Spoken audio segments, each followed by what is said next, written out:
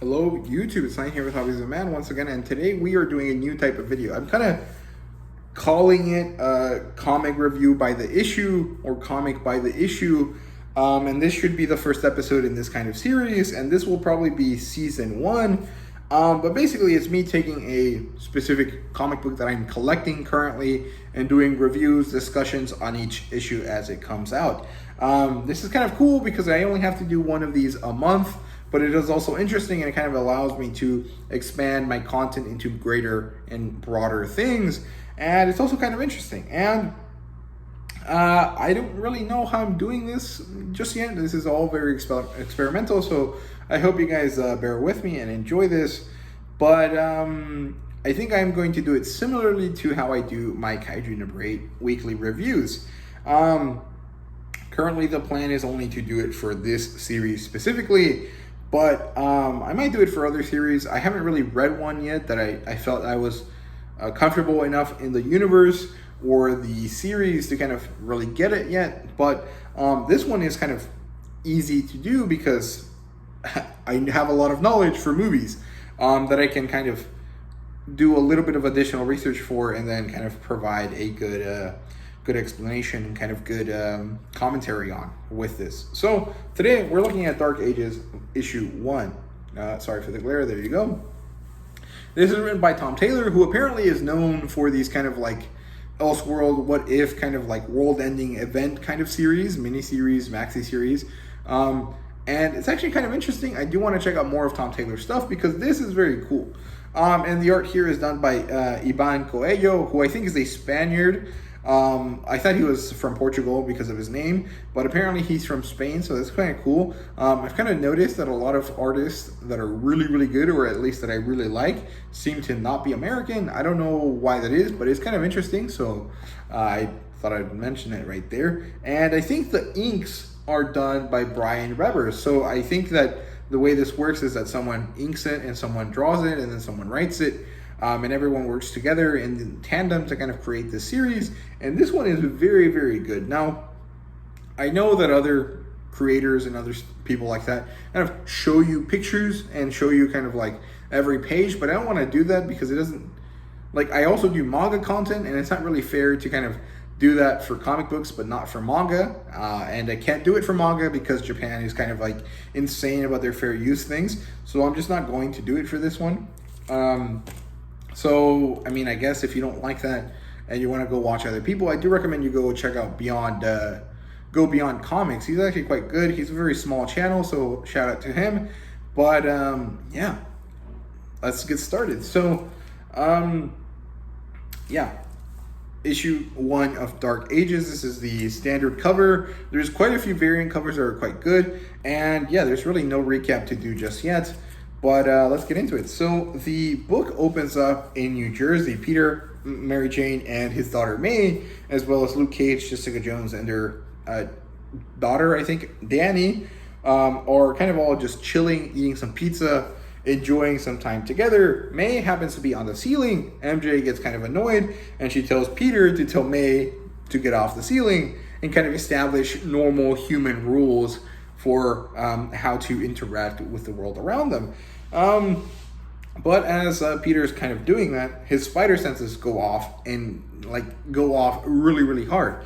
And then we get to see that the rest of the spider family is also experiencing something like this throughout the world, right?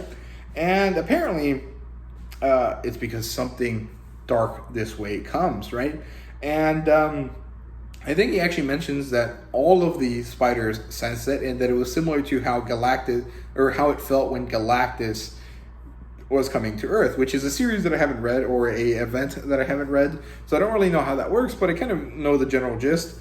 And I know Galactus is a very horrible, very gigantic villain of Marvel, right? And then we cut kind of away from Spider-Man and we get to focus on Moon Girl, who's a character I haven't seen before.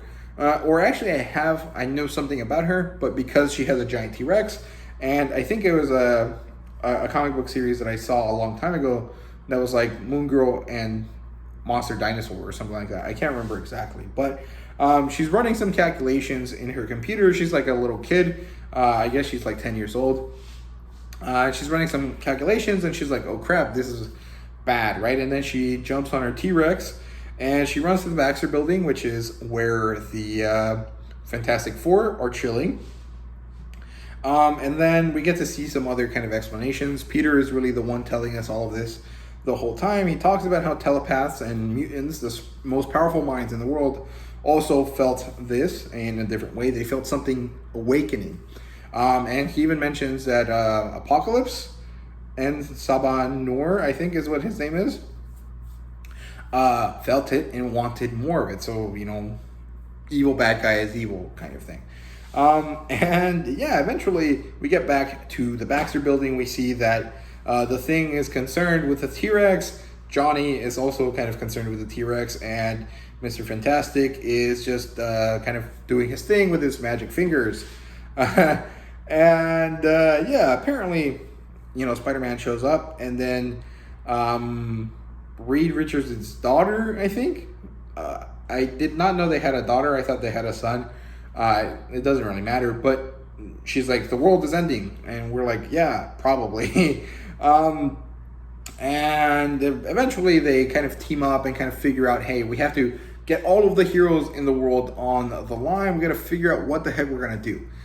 We have hours kind of left, right? And, Watu, the Watcher, this kind of weird guy, shows up, and he dumps this kind of exposition on them.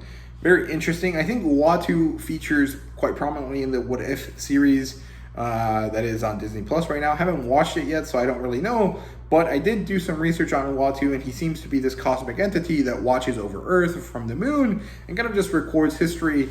And his personal kind of views mean that he would interfere only with knowledge, not with actually acting on behalf of humanity, because he thinks that humanity and Earth has a lot of potential, and he doesn't want it to see, kind of end, right? So we get Watu's exposition dump. Basically, this machine robot thing was created to push back entropy. Entropy being the force of chaos, the force of destruction, the kind of natural thing that makes things break apart. Enthalpy is the opposite of it, but it's not really the opposite. Entropy and enthalpy are kind of one and the same, but slightly different. I don't know. Chemistry is not really my thing. I guess maybe enthalpy and entropy are physics. I'm not too sure. But I did learn about this in chemistry back in high school. But entropy is the force of destruction, the force of pulling apart things and kind of, breaking them down, right? So this robot was created to push it back. He would swallow black holes in order to save and preserve the universe, which is super badass, super cool. That's so awesome, right? But dark holes, being these vacuums, had this kind of dark energy that eventually permeated into the machine and turned it evil. He is now the Unmaker. He would ravage the world and kind of take over the universe, right? More than the world, and kind of just unmake reality as he felt like it, in this kind of horrible, unthinking rampage. But eventually he was stopped by the Living Tribunal, who I don't know what they are, but they look to be like a giant body with a three-faced god kind of thing, like Janus from Roman mythology. And they stopped it, but they couldn't completely kill it, so they put it to sleep. And then they put it in the Earth's core, because the Earth was a kind of place that was only just now kind of beginning to be created. So they were like, okay, we'll just use it at the core, which is kind of interesting. I guess that would be why the center of the Earth is metal in the Marvel Universe, which is kind of like the Marvel Universe explanation for why the Earth here in the real world is at the center a ball of metal, which is kind of interesting. I thought it was quite cool. So it has now awoken. It is banging on the, edges of the world inside where it's trapped. And this banging and this ruining of things is actually what is causing the issues, the kind of world-ending events and kind of crazy tectonic activity that is ravaging the top of the world, right? And we get to see that they're creating this team. We get Vision a living machine to fight the living machine, Scarlet Witch, a changer of reality to affect a unmaker of reality, Doctor Strange, because he's the top wizard dude, and you never know when magic comes in handy.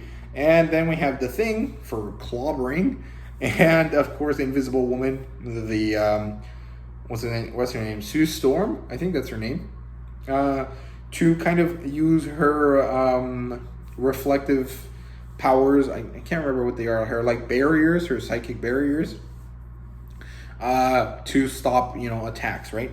And they go to the center of the Earth, and eventually they're like, "Holy shit, we're fucked."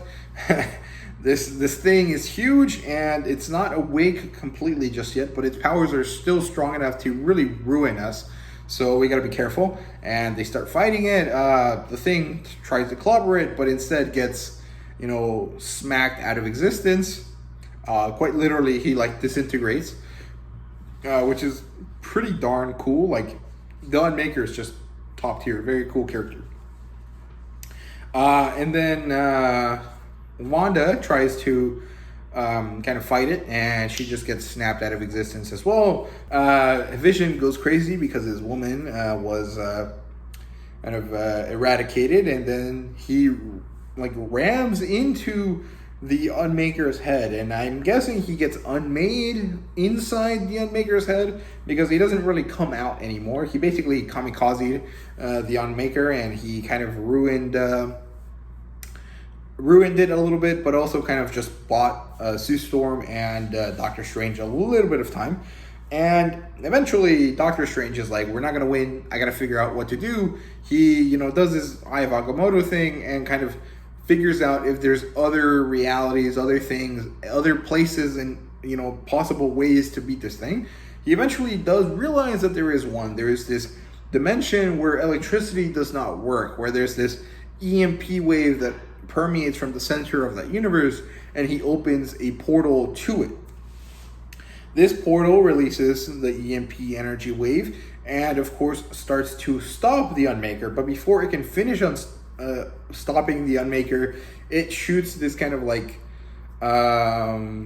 particle of unmaking at Doctor Strange, pierces his heart, and it's not an immediate kind of disintegration, but it stops the portal from opening further, but not from closing. And it kills Doctor Strange. Doctor Strange, using the last of his strength, sends Sue Storm back to the top of the world, or back to the Earth's crust, so she can talk to the rest of the people and kind of tell them what's going on. And we get to see that Doctor Strange is dead, the Thing is dead, Wanda and Vision are dead, and the EMP portal wave thing has not stopped. So the Earth is thrown into this kind of electricity-less world or kind of situation because this EMP wave is still around and it's still affecting the world. It doesn't seem to be affecting the universe, but it is affecting Earth itself. And so we see that electricity stopped working. Everything that was electrical, anything that required any sort of technology does not work. Iron Man doesn't work. Hank Pym can't unmake his height change. Ant-Man, I guess. And a lot of different stuff like that. Spider-Man's web shooter stopped working as he's kind of trying to make his way back home to just make sure that MJ and May are safe.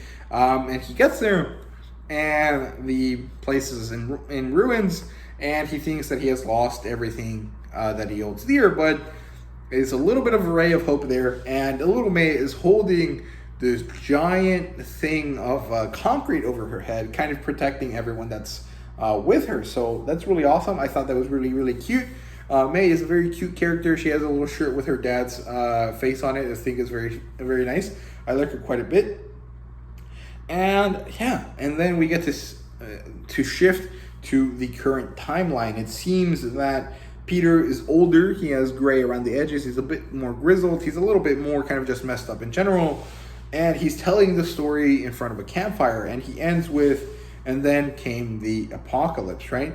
And we flip the page, and holy crap, it's Apocalypse, Evil Reed Richards, Venom, Miles Morales, which looks really cool. I can't wait to see what's going on with him. And I think we got to see a few other characters. I think there was a She-Hulk was there as well, and there was someone else, but I can't remember. Oh yeah, and Steampunk Iron Man. So yeah, I don't know why they're together. They might not actually be together, and it's just a kind of like grouping of characters that showed up at the same time. But the way it's phrased, it seems to be like they're in a group together. I don't know why Tony Stark and Reed Richards would be evil, but I don't know. And I'm really excited for the next volume, the next issue. I'm still trying to get used to the wording of these things, but yeah. And that's where it ends, and I'm really happy with this. I think Tom Taylor did a great job. I like this because it's a very good entry point for people that are not really into comic books. I thought it was really good, really easy to read. There's nothing here that was complex or too difficult for someone that doesn't know anything about the universe to get into with. The only characters that showed up that were like weird were Uatu, Moon Girl, and her T-Rex, but given that they don't really need to be explained, it's completely good. I think that if you're a new person trying to get into the world of comics, this is a great one to get into, because with all of the Marvel movies that we have seen in the last 20 years, and you know, kind of the interesting aspect of post-apocalyptic sci-fi series, this seems to be like a very good one to start with. So yeah, I hope you guys enjoyed this review discussion thing. And yeah, so thank you guys very much for watching. I hope you guys enjoyed, and see you guys later. Thank you guys very much for watching once again.